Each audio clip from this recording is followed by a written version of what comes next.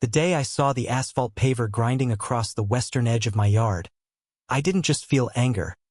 I felt a white-hot, seismic betrayal, like watching a slow-motion car crash that only targeted your garage. Who does that? What kind of monster encroaches on 30 feet of pristine, titled land to build a shortcut?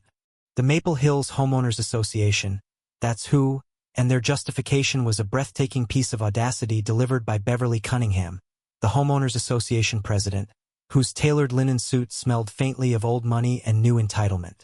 An easement error, darling.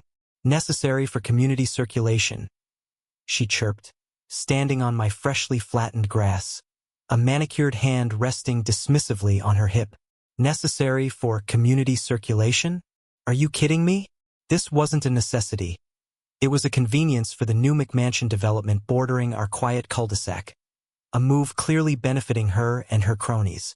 My heart started hammering against my ribs, a dull, panicked thud that drowned out the noise of the construction crew. I took a deep, shaky breath, the humid air thick with the acrid scent of hot tar and injustice. I could feel the blood draining from my face. You are violating my property rights, Beverly, and I never received notification. I managed. My voice clipped and low, trembling with effort not to scream.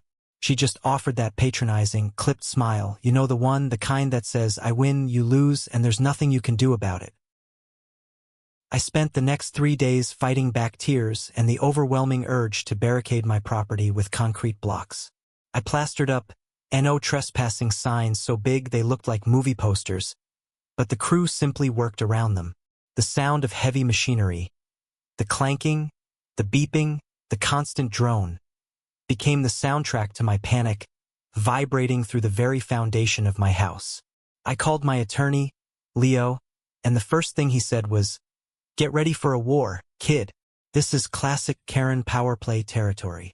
What I didn't expect, what truly made me stop and ask what in God's name is happening to the world, was the certified letter I received the following Monday.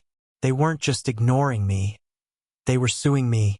The Maple Hills Homeowners Association, represented by Beverly Cunningham, was filing an injunction against me for harassment, obstruction of critical infrastructure, and emotional distress to the construction crew. Emotional distress? Their greed-fueled road had just demolished a chunk of my tranquility, and they were the victims? I crumpled the paper in my fist, the sharp edges digging painfully into my palm, and let out a long, ragged sigh of pure, frustrated disbelief. That moment, that lawsuit, was the pivot. It shifted from being a property dispute to a personal mission for justice. I stopped shaking and started calculating. Leo and I dug deep, going through every archaic, binder-bound homeowners association regulation, every dusty financial statement, every single piece of correspondence from the last 10 years. The road, it turned out, was just the tip of the iceberg, the visible sign of something much uglier. We uncovered that the necessary community circulation they cited was actually a private handshake deal Beverly had struck with a local developer, her cousin, who had just bought the acreage beyond my fence line. The road was never about circulation for Maple Hills. It was a private entrance, conveniently cutting across the cheapest path, my yard, to save her cousin millions in land acquisition. The twist wasn't just the nepotism, though that was satisfyingly slimy. The real ammunition was buried in the financials. For 3 years, Beverly had been using homeowners association dues, my dues, to fund community beautification projects that suspiciously coincided with upgrades to her own sprawling, aggressively beige property, including a new fountain and expensive non-regulation landscape lighting. Seriously, the sheer arrogance of it was a slap in the face. We decided to skip the drawn-out property fight for a moment and go straight for the jugular, the HOA's structure itself. We found a loophole, an almost forgotten clause from the 1980s that allowed any member, upon collecting signatures from 25% of the community and presenting verifiable evidence of severe fiscal mismanagement, to trigger an immediate, unscheduled special governance meeting with mandatory recall votes for the entire existing board.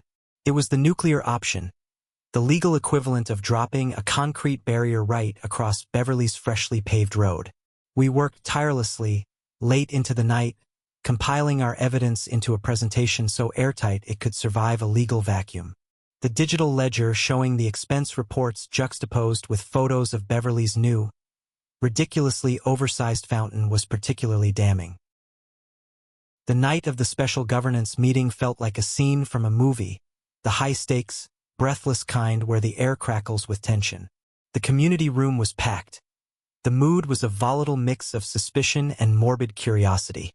Beverly was there, perched at the head of the table, radiating dismissive confidence, her smile painted on thicker than ever. When I stood up to present, she tried to interrupt with a haughty, "I move to dismiss this unverified nonsense," her voice sharp enough to cut glass. But the rules of the meeting, which I had memorized, forbade dismissal until the full evidence had been presented. As I clicked through the slides showing the illegal easement, the cousin's development plans, and finally the receipts for her fountain, the one she billed the community for, the room went utterly silent. You could literally hear the soft whoosh of the projector fan. The look on Beverly's face, the precise moment she realized the game was up, was better than any expensive legal victory. Her confident smile shattered, replaced by a ghastly, wide-eyed panic. The vote was unanimous. The motion to recall the entire board passed, not by a narrow margin, but by an overwhelming landslide. Beverly's last desperate move, sputtering about technicalities and a vast misunderstanding, died in the sudden silence of her defeat.